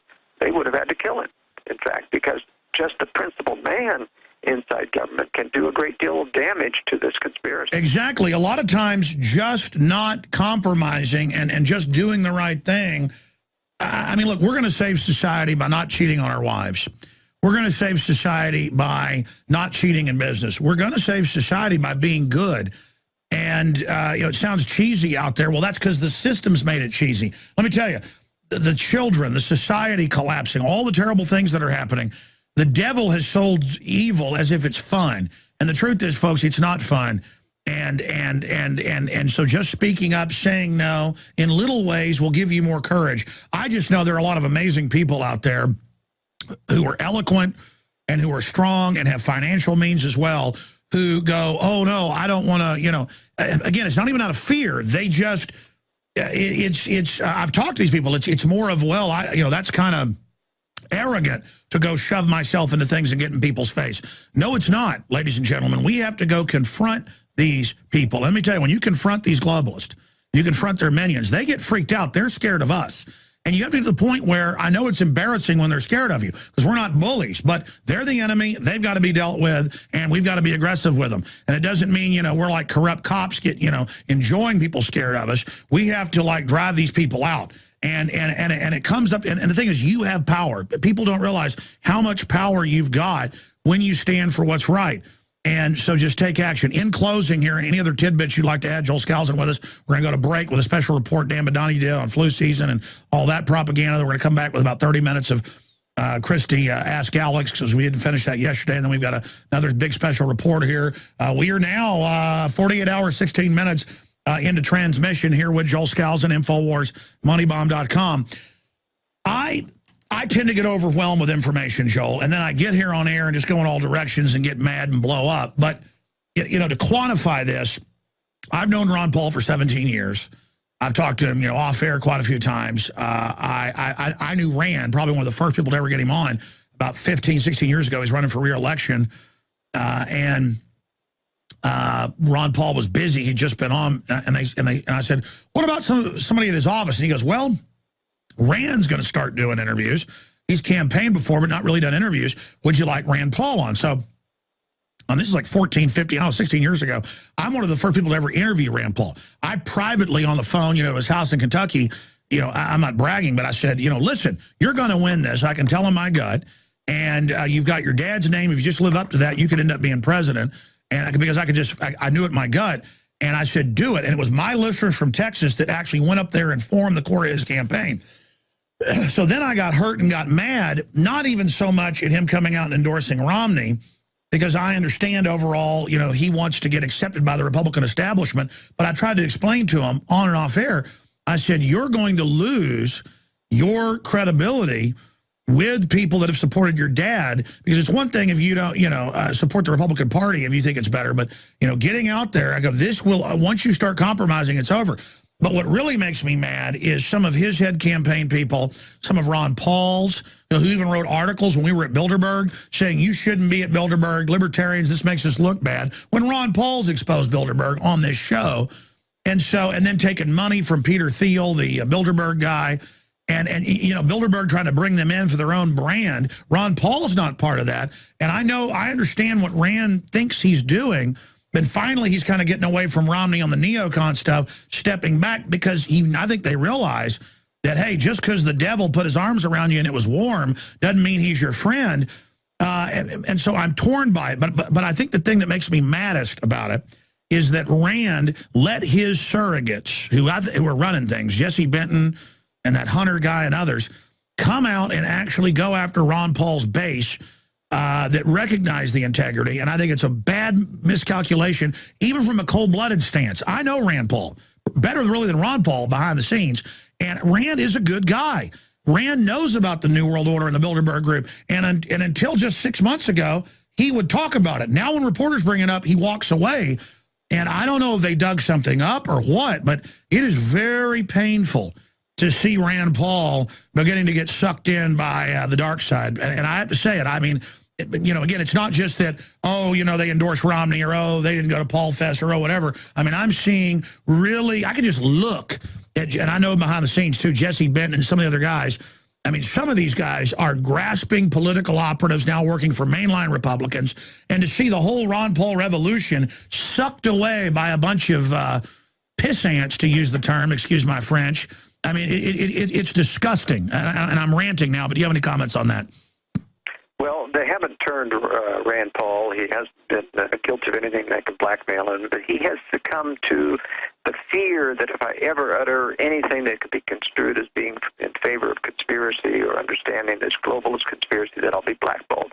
In other words, he's starting to bend to the very obvious political doctrine, mainstream doctrine, that in fact you cannot win if you touch conspiracy. And he will, and even Ron Paul bought into that. I mean, Ron Paul actually believes in conspiracy, but he cannot, he doesn't want anyone to brief him on him. He doesn't want to know too much for fear that he'd have to lie if they ever, in the media, ask him a direct question about it. And Ron Paul wants to remain honest, but we cannot win this battle without understanding the issue of conspiracy. We have to be credible about it. In the next year or so, I'm going to be doing a new video on the modern history of conspiracy in government, and it should be a real blockbuster. I'll be talking to you about that later, Alex. But anyway, we need to continue to fight the way that you're doing. I really appreciate what you're doing, and people need to be careful not to try to push too much at people who are resistant. We need to find the remnant. We need to find people who sense that something's wrong, not spend our capital and spin our wheels trying to convince people who are keeping their head buried in the sand. By the way, I agree with you. When I was calling on people to get involved, I meet incredible people from great families, successful in business, who have that electricity in their eyes. You can tell, you know, like you look up to them. People I've known for years, you know, this is a really good person. They have a good aura, you know, to them, not being a cult, but you know what I mean? You know, a really good spirit. Yes. And I'm like, you need to go fight. And it's not that they're even afraid. They're like, well, me, I'm not a... Again, it's a humbleness, and it's this humbleness that's holding them back, and I don't understand it. Well, it just takes a lot more courage, and to a certain extent, Alex, it takes a certain innate fighting spirit, and everybody doesn't have that. So I would be cautious that everybody isn't going to be able to fight the way that we fight. I think it's sufficient for people who can't to help support us financially, and to support our work and to spread the word to other people. But I think there's something that everybody can do, and they need to all come up another notch in drive to be able to pursue what they are capable of doing. I agree with you. In the 3 or 4 minutes left we've got, I just want to point out, ladies and gentlemen, it's up. And again, I do so much. I'm not whining. It's just that's my excuse for getting things done haphazardly. I apologize to Joel for taking 4 or 5 months to get this out, but in a way it turned good. You know, the wine got better. Because it's a film now. It's not just a presentation. Strategic Relocation. You can order it at InfoWarsStore.com. That's part of the all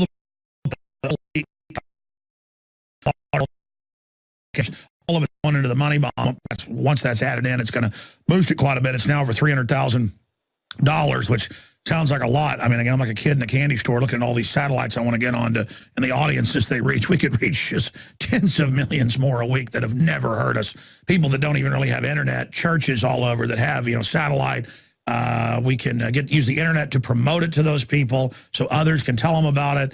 It's amazing. So your donations are coming in. InfoWarsMoneyBomb.com. I want to thank you. But Strategic Relocation, the book, The Secure Home, the book by Joel Skousen, all available at InfoWarsStore.com or InfoWarsMoneyBomb.com has links. And now, today, great job of the crew getting it up today because I knew these were coming in. I'm like, well, go ahead and get it up now since he's on the show. InfoWarsShop.com. You can pre-order that. It'll ship out in 2 to 3 weeks. Pre-orders start now. InfoWars has it available right now. We produced it, Joel Skousen, and it's really a film.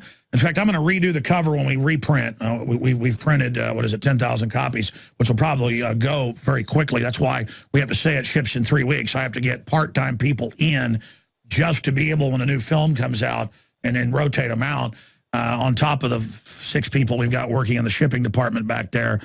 So 10,000 of these printed. That's what it is. It's like paper, but it's a DVD. Really high quality. I'm really proud of the film. And the guys, we shot from 5 different cameras. That's what took so long to edit it, was to get it all together and have the best cameras and tweak the audio and everything. But Strategic Relocation, you can go read about it. It's the film that goes with the book. So get them both right there at InfoWarsStore.com today or 888-253-3139, 888-253-3139. And when the next printing comes out, I'm going to call it a film because it's called Alex Jones Interviews Joel Skousen on Safe Places and How to Secure Your Home. And it's InfoWars.com presents Strategic Relocation, edited by Rob Jacobson, graphics Darren McBreen, music Will Jones, produced and directed by Alex Jones, featuring Joel Skousen. We're going to add featuring Joel Skousen on the next print. I don't know how that didn't get on there, but it doesn't matter. He's not egomaniac. And so we will get that out to everybody. And again, it's powerful. And it was he was in town, close out to where I live. And I don't want to get into he didn't tell me the details, but, building a fortified location. And he's so busy, though, now. Joel, I think that's something we ought to talk about in closing, because that's key intel without giving away any secrets.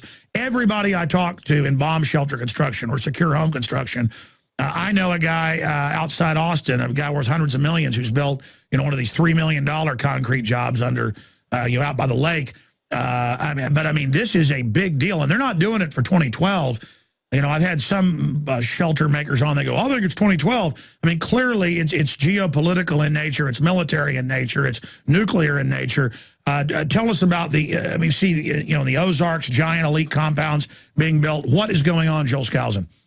Well, it's really true. I mean, for years, of course, ex-CIA and government people have been building major shelters in the ski resorts of Colorado and other places, knowing that a major nuclear war was coming. And it used to be that then, in terms of the people I dealt with, it was only conservatives, arch conservatives, who felt that something was coming, didn't have a lot of money, would really have to work under the do-it-yourself aspect. And now people with major funds are coming out of the. I'm just swamped with not only consultation but design work all across the country for people building high security residences and retreats. But it's interesting to note, and that's why people really need to get my books, is that a lot of people make big mistakes in terms of making it too high profile and making it look like a fortress, which is just like waving a great big flag of "come and get me." People need to. You want a hidden hobbit hole, don't you? That's right. You want it to look completely conventional. You want to make sure that everything you have that is sensitive is concealed, so that if somebody walks through the house or pillaging comes through, you can leave the door open and they still can't find what you have. And even if government comes to search, which they will someday under the confiscation laws, they can't find what you have. Executive orders. Yeah. Absolutely. I believe that we have more time, Alex, than a lot of people who are claiming imminent collapse. I still don't think people ought to procrastinate the relative good times we have to build these things and to have equipment that's available. And someday it's not going to be available when you need it. I agree. Strategic Relocation, the film. Guys, let's add on the shopping cart the film. I think we can, documentary film and presentation. I think we can call it documentary film. Because I made that decision like 2-3 weeks ago when it went to be mastered 2 weeks ago. And I was like, this is a film, what we've ended up making. And we might even just say directed by Alex Jones, because I mean, people tend to respect something more if it's a film, and I mean, it really is more of a film than it is a presentation, but it is mainly Joel sitting there talking. But there's video clips and documents and just so much research we did into backing up everything that Joel talks about. Strategic relocation. Alex Jones interviews Joel Skousen on safe places and how to secure your home. And again, great job to the weekend crew who've been here all week in there getting that up on short notice. I told some of the graphics guys when we knew it was done and completed, I said, go ahead and tell them to go up with it as soon as the trucks are coming with the DVDs. And I guess that didn't get relayed, but it's up there now.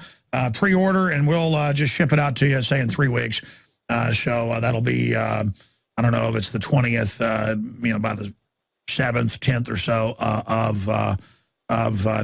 of November. Hard to believe the election is almost here. Specifically, Joel, on the rioting, we just picked up on a bunch of people on Twitter and Facebook threatening to riot or kill Mitt Romney. The White House, through their surrogates at Think Progress and others, said we were making it up, basically. Since the Secret Service has responded and admits there are thousands of these going on. I mean, I'm not even saying that's going to happen so much, but why were groups allowed to push that? And then when I talk about it, they imply it isn't true. And do you have any concerns if Romney is elected? Or it sounds like you're saying you think Obama's going to get elected. Yes, I think they want Obama. They're going to pull out up to 10% of electronic voter fraud in this to make sure that he's elected. But I think that what we saw was a wave of hate response from the left threatening Romney, and obviously the Secret Service should be getting after them whenever anyone on the right hints about something violent. They send stormtroopers into their house. They won't do that with these people, but I don't think there's going to be a major October surprise. I think they're going to be able to get Obama. They were going to use an attack on Iran as the possible October surprise to boost Obama's reelection. I don't think they're going to have to do that, and they're not ready to attack Iran yet. So I think we're going to see a normal election, no major crises before then, but they'll pull out the electronic voting fraud to make sure that Obama wins. Now, let me just say before I close, though, that Romney is ahead in the real polls. They are going to have to pull out up to 10% in order to get Obama reelected because the phony polling has been understating Romney's support. Yeah, well, there's so many other questions I could ask you. We're going to go to break here in a moment and come back with an Ask Christie and then another special report going over 48 hours here in the Money Bomb, just because we got behind with other guests, keeping them longer, so we're about an hour or so behind here. Speaking with Joel Skousen of World Affairs Brief, while you're talking, I have so many questions, and I think of the next question. I'm trying to remember what my other question was for you, but we do. I'm sure we could be on another time together and discuss things. What do you make of the 1.6 billion bullets? Oh, well, there's a couple things. My son works for a military contractor, and first of all, he said those contracts are for maximum amounts, don't actually represent the amounts actually ordered, which will be less than that. For contracting purposes, they always pick some pie-in-the-sky feature. Now, that isn't to say that they aren't doing this. The Department of Agriculture and IRS have no business even putting that much quantity in their orders. The point is, I think either they're trying to curtail the market on ammunition to drive up the price. That's what gun insiders, big company owners have told me. That's why they'll buy up any amount of Barretts they make, 50 cal out of Tennessee, that it is a directive to get these out of the hands of the people. Yeah, I think that's what's going on. But still, there's a long-term agenda with prison camps and other things that are being built to be able to take down American people. The quantity bullets are more than enough to kill all Americans 3 times over, so I'm not sure that... So what is the scenario with the prison camps then? Because it is now in official Army manuals, the term re-education camp. Yeah. Why would they even use the Soviet term? Well, I think it's important to realize that they are going to round up all distance. I don't think it's imminent. I don't think martial law is imminent. I think it's going to come when this major attack comes. They're going to swoop down and say there are people among us who believe that we were responsible, that we didn't see this threat coming, that we purposely didn't prepare, like they believe in 9/11 as a government. And those people are enemies of the state. They're not supporting our troops and need to be rounded up. They'll task Americans to turn in their fellow Americans and put them in re-education camps. And I think it's very real, not imminent, but very real, and that we need to prepare not only to fight that, to make sure it doesn't happen, but prepare to Well, go that's right. underground if it does happen. I agree. The only way I see them really being able to mass round up is if a bunch of cities get nuked, people will get so scared, and then they're not going to care if the troops get chewed up going after people, because that's part of the larger plan. This is my final question, is what I meant to ask you. Again, I know you defined it somewhat, but the three different power blocks, obviously, they're trying to push Russia into something or trying to invite the attack. Obama saying get rid of nukes and things, obviously just to cover. Again, who do you really see winning, in this master plan? I mean, is the Anglo-American establishment the most powerful? It is. There are three major power blocks: Russia, China, and the Anglo-American establishment, the globalist conspiracy as we know it. And the Russians and Chinese both would like to capture a new world order for their own self. They are temporarily aligned. I believe that during this war, when Russia and China join together attack, China stays on the eastern seaboard protecting Russia's rear, that China will turn against Russia sometime during the new world, the attack on the West, and the West will make a pact with China to give them military aid and other things if they turn against Russia, just as the U.S. The West made a pact with the Soviets to turn against Hitler. And so I think it's going to be, Russia will be eliminated in the Third World War. China will become the new Cold War enemy, and that will justify, very important point, will justify justify the United States and Europe of maintaining this new world order organization as a militarized world government. Yes. Because of the threat of China. Well, George Orwell, who was Eric Blair, British intelligence, Indian police before that, worked for the communists, then worked in BBC and propaganda. His character, Winston Smith, at the Ministry of Truth, that's him. And he actually wrote a lot of essays and talked about this. But he said that book is basically what Ingsoc English socialists wanted. And in the book, we understand they'd put the communists in power. They'd created these enemies, but there was conflict. And the government was staging terror attacks. You figure out there's total surveillance. And in that's what's happened. Russia's basically gone. All it is Airstrip 1, England and the U.S., and a kind of destroyed, demilitarized Europe against Asia. And it's crazy. He wrote that in 1947, 48. And then now the world you're talking about is a 1984 world. That's right. And I think my prognostication will be correct someday. People will see that I'm vindicated. What do you say about Orwell, though? Because he's a post-nuke, Anglo-American, Russia destroyed versus Asia world. I mean, he was at the highest levels of Ingsoc. Do you think that's why he knew that? I think so. They have plans far in advance of what they've even told other people. I mean, the people at the very top. I personally think, as I say, there's a satanic component to this conspiracy, and I think they get revelation from the dark side about future things.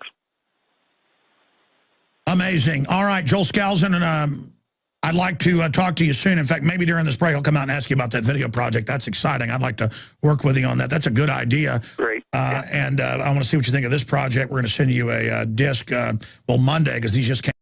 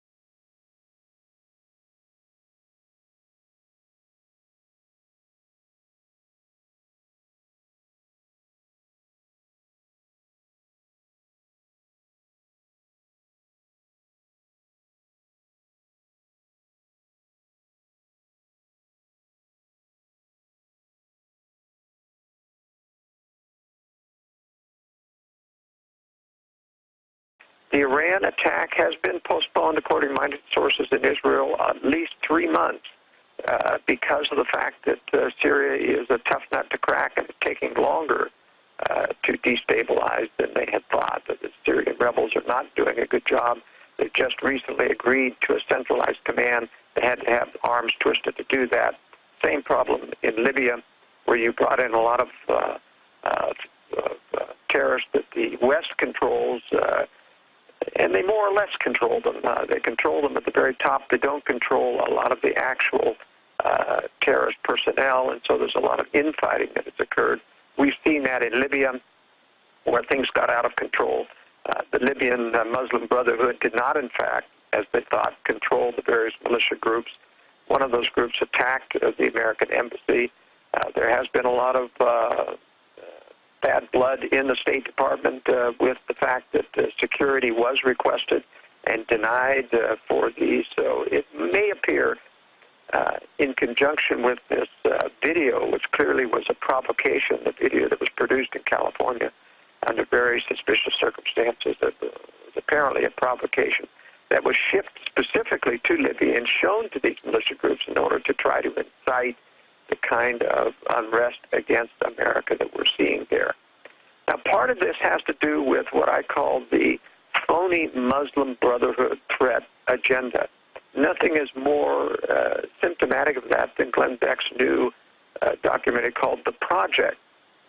Now, it isn't that there isn't some Muslim threat against the United States, but to project it as the overall threat against the West, against Christianity, is not true. What's really happening is that the establishment is pushing the Muslim threat as a means of justifying the globalist threat of intervention to other Middle East countries. It's meant to get Americans on board. That's why most of the justify U.S. intervention. The entire propaganda, in my opinion, about the United States being reluctant to back Israel is just that, propaganda.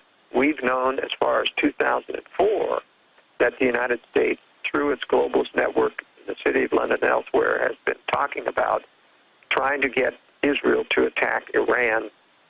Major part of the globalist agenda. It's taken them this long to do it. Part of the thing that slowed them down was the 2008 campaign of Ron Paul. The anti-war sentiment was growing so strong in the United States that they, in fact, fudged and changed the national intelligence estimate about Iran's nuclear program to deny that Iran, or saying that Iran had a nuclear program, but they disbanded it. And they've stayed with that officially, so that they had an excuse to back out of the attack on Iran, which was planned originally in 2008.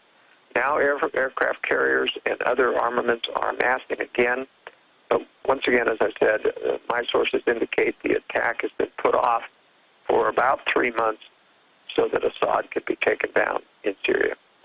So that's my basic view of what's happening in the Middle East. I still think we're looking at a major world war, but not for about a decade. 8 to 10 years, I say, is what it would take for Russia and China to complete their rearmament.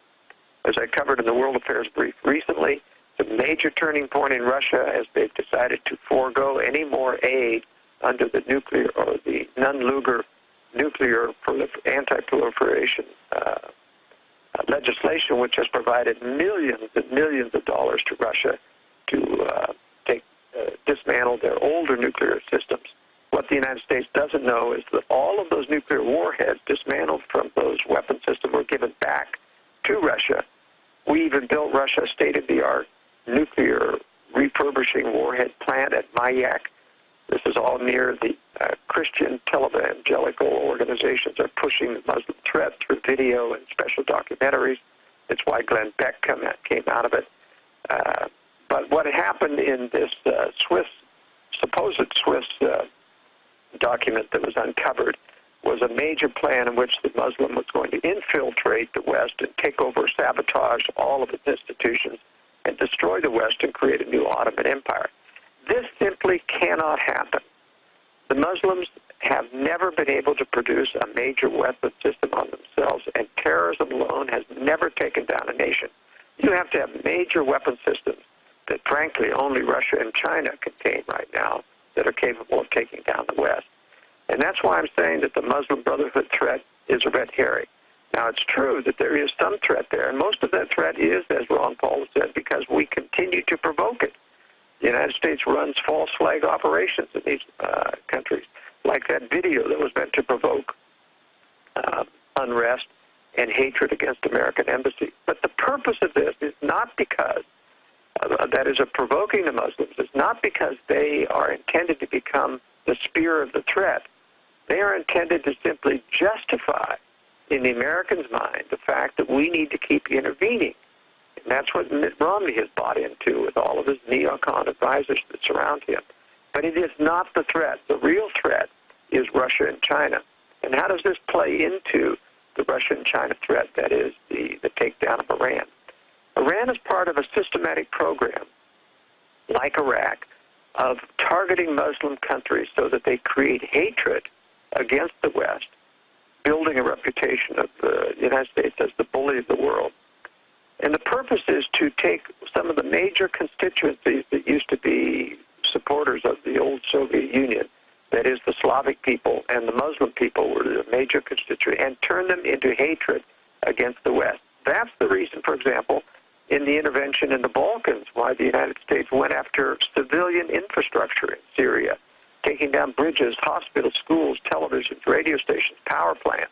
That's why Israel went into Lebanon the last time, and the first time in their history, instead of directly avoiding civilian targets, they directly targeted civilian infrastructure.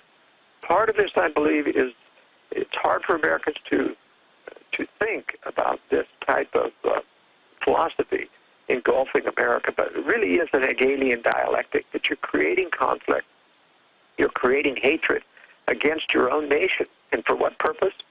To justify Russia and China eventually attacking the West. And they have to have a reason, or they don't want to be viewed as the bullies themselves. And so the main rationale for this war eventually is that someone has to stop the bully of the world, which will be NATO and the United States. So I want to emphasize, it's very important, that a lot of people are predicting Iran will turn into World War III. It will not, in my estimation.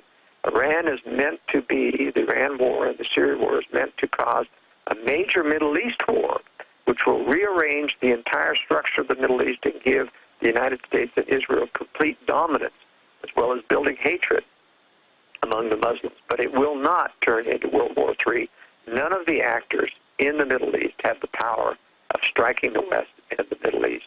And Iran, although it could send a missile as far away as portions of Europe, the United States and Israel intend to not just take out the military structure, or the nuclear structure of Iran. Their real target will be to decimate Iran's military.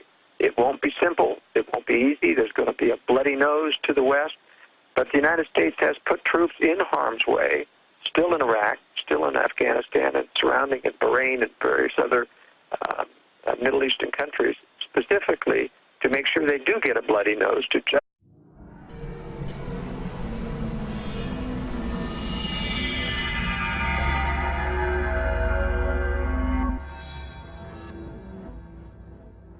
Geopolitically, where are we right now, and what does this proxy operation in Syria mean? Again, I mean, where is all this going with Iran, October surprise, the whole ball of wax? Recapping on Syria, Syria is the main objective right now towards the overall objective of taking down Iran. And the reason Syria must be taken down first is because it has most of the retaliatory missile capacity that Israel fears. And that's why there's this conjured-up war against Syria. Now, Syria used to play ball with the West, used to do a lot of the extraordinary rendition from the West. It used to do some torture that did to that Canadian citizen. So Syria is not a nice player, but just like Gaddafi has been betrayed by, after he was playing ball with the West, so is Assad, in order to take down this retaliatory capacity. That's why Turkey suddenly turned against Syria recently, and you know, the revelations of Sibel Edmonds talking about all of the classified and secret information that was being given to Turkey and all of the illegal activities of Turkish lobbyists that she uncovered with the FBI, and that was shut down by the FBI, and she was shut down as a whistleblower because Turkey was being prepared in essence, to be used as a vehicle to get NATO into this war with Assad. And that's why we've had these conjured-up attacks, mortar attacks onto Syria, onto Turkey, so that Turkey could be justified in attacking Syria. Turkey is attempting to get Syria to retaliate against Turkey in a significant way so that NATO can justify coming into Syria with armed intervention as being that Turkey is a member of NATO. But ultimately the target is Iran,